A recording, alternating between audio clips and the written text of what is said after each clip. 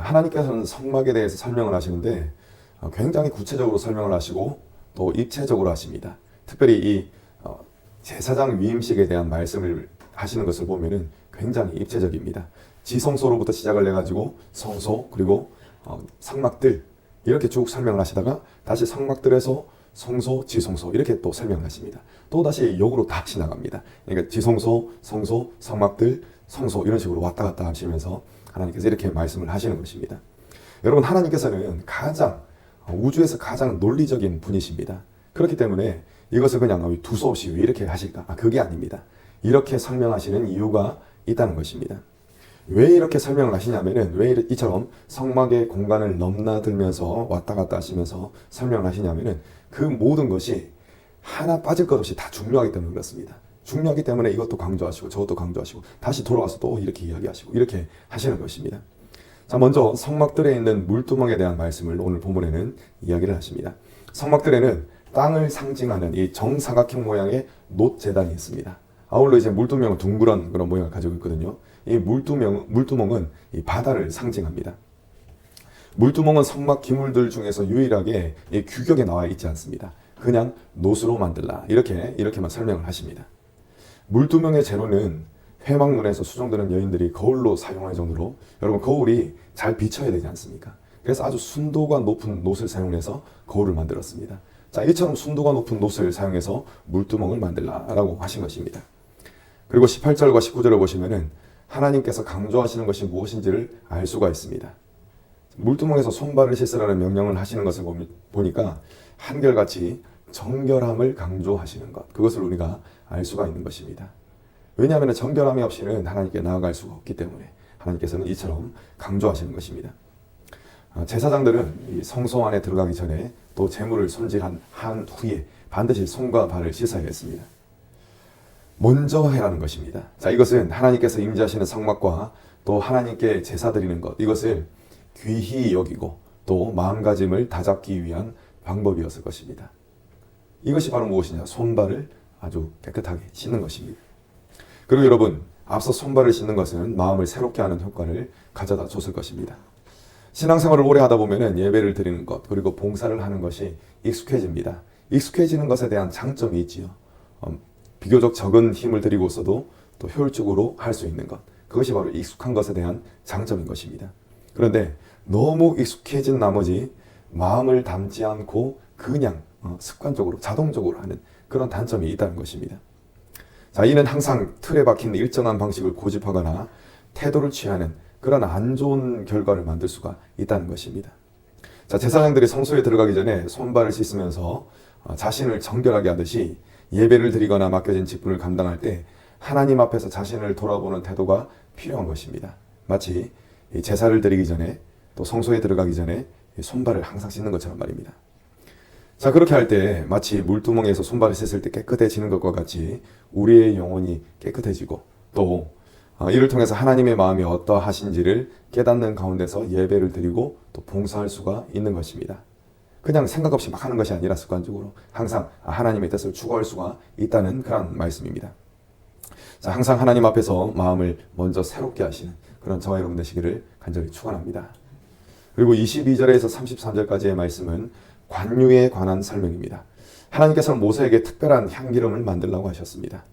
이는 모략 500세겔, 그리고 육개 장포 250세겔, 그리고 계피 500세겔, 이것을 함께 올리브유 1흰에 섞어가지고 만들라. 이것이 바로 관유다. 이렇게 하나님께서 말씀을 하셨습니다. 그리고 이 기름은 거룩한 관유라고 불렸습니다. 자, 이 기름을 바르는 것은 사람이든지 물건이든지 하나님께 바쳐진 거룩한 것이 되었습니다.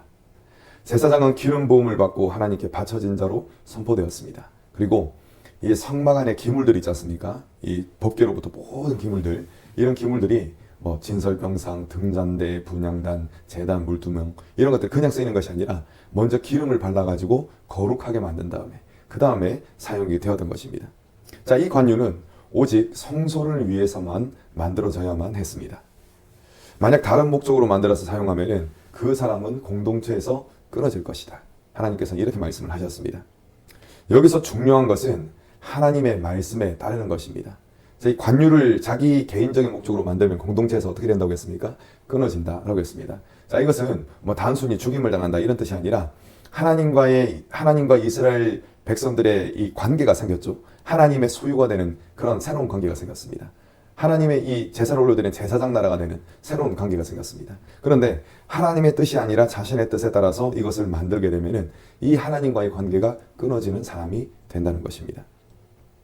여러분, 하나님의 말씀에 따르는 것은 만드는 방법에만 해당되는 것이 아닙니다. 물론 조금 전에 말씀드렸죠. 뭐 모략 500, 그리고 육개, 창포 250, 계피 500세겔, 이것을 올리브유와 섞어서 만드는 이 정확한 이 배합을 해야 되겠죠. 그런데 이것 이상의 의미가 있다는 것입니다.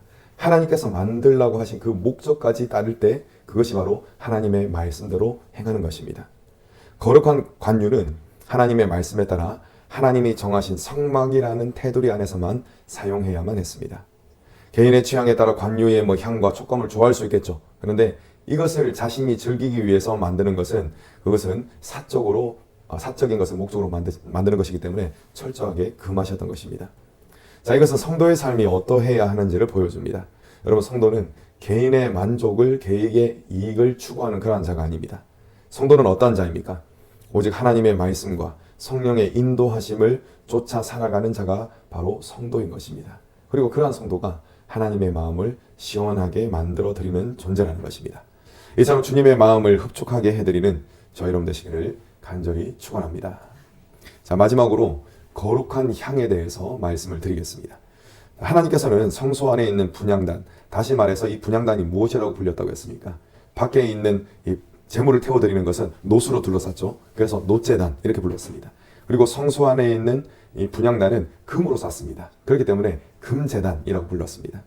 자, 이 금제단에서 태워 올려드릴 향을 어떻게 만들어야 되는가? 그것을 하나님께서 말씀을 하신 것입니다. 이 당시 유명한 향품이었던 소합, 나감, 풍자, 그리고 유향을 같은 양으로 섞어가지고 만든 후에 거기에다가 소금을 쳐라, 이렇게 하나님께서 말씀하셨습니다. 자, 소금을 친다는 것은 이것 역시 구별됨을 뜻하는 것입니다. 거룩하게 만드는 그런 의식이었던 것입니다.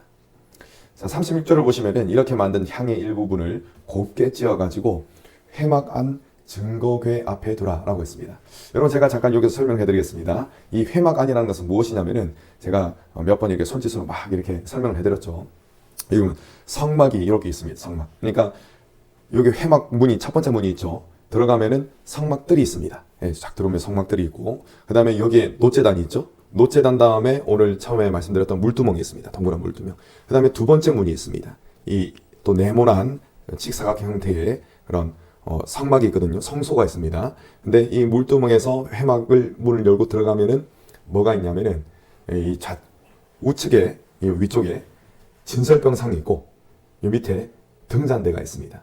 그리고 그 앞으로 가면은 금제단, 분향단이 있습니다. 그리고 그 앞에 보면은 휘장이 있습니다. 지성소로 들어가는 휘장. 이 휘장을 열고 들어가면은 뭐가 있을까요?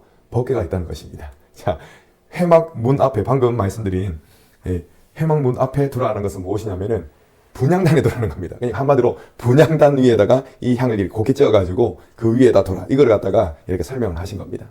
우리가 이제 성경을 보면은 이게 뭔가 해가지고 잘 이해가 안 돼가지고 읽다 보면 막 졸리고 막 그렇지 않습니까?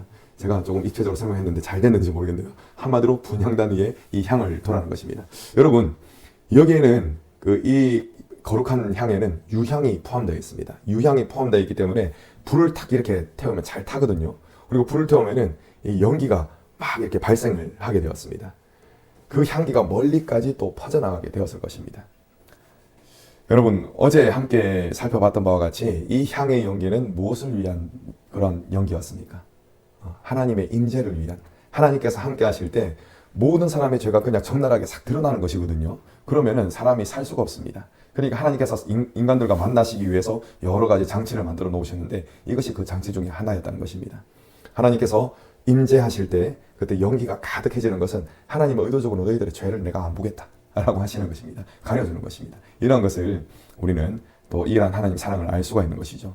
그리고 우리가 하나님을 경험할 때 비로소 어떤 일이 생기느냐, 그때 진짜 거룩한 사람이 된다는 것입니다. 오늘 말씀을 통해서 우리의 믿음 생활, 우리가 드리는 예배를 돌아보기를 원합니다. 하나님이 우리들에게 기대하시는 것은 오직 한 가지입니다. 하나님의 자녀들인 우리가 거룩한 자로 살아가는 것, 그것이 바로 하나님의 간절한 소원인 것입니다.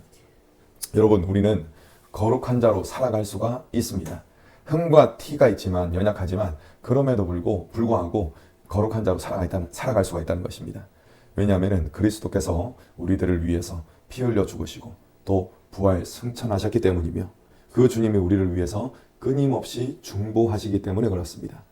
여러분, 성막에 대한 여러 가지 설명을 하나님께서 하셨죠. 그 목적이 무엇이라고 했습니까? 만나시기 위해서, 이스라엘 백성들을 만나시기 위해서. 그 목적이 아니면은 이 성막을 만들 이유가 뭐가 있겠습니까? 오직 그 목적으로 하나님께서 만들라고 하시는 것입니다. 이와 마찬가지로 오늘도 하나님께서는 우리에게 예수 그리스도를 통한 은혜를 지속적으로 부어주시는 것입니다. 그렇기 때문에 우리가 매 순간 은혜의 보좌 앞에 나가서 하나님과 친밀한 교제를 나눌 수가 있는 것입니다.